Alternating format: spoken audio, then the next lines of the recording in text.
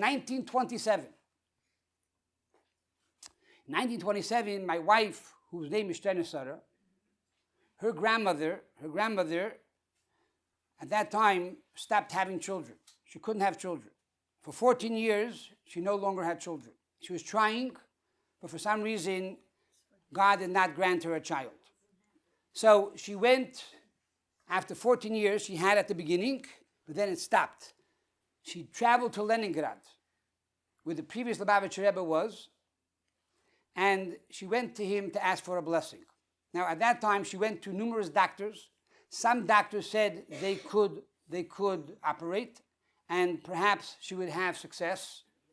But then she went to a very big doctor, the biggest professor in the field. His name was Dr. Otto. And Dr. Otto said that there's no way she's having any more children. No operation in the world is going to help. Don't waste your time. So she came now to Leningrad to get a bracha from the previous Lubavitcher Rebbe. In those days, the previous Lubavitcher Rebbe did not see women.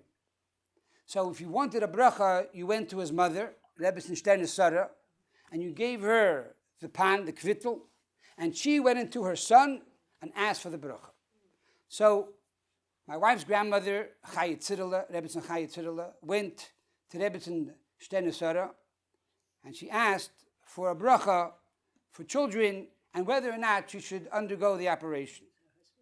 And she wrote in the zettel, in the kvittel, that Dr. Otto says not to do it. She went into her son, and she said, Dr. Otto says not to do it. And he responded, Ot tu shell.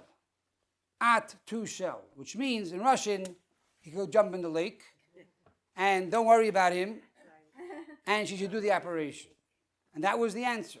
And after that, she had, next year, my father-in-law was born, a year later, 1928, and then she had additional children. To fast forward the story, many years later, my wife's grandmother was sick. She was in the hospital. She had a kidney removed, and at that time, my mother-in-law was pregnant with my wife.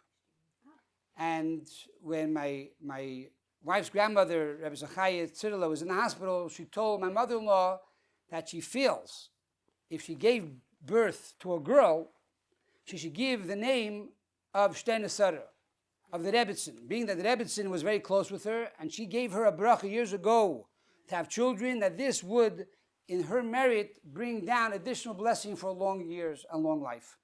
And that's what happened. So my wife was born on the 19th of Shvat, and the name was given Shterna. After that, her grandmother lived an additional 8 years.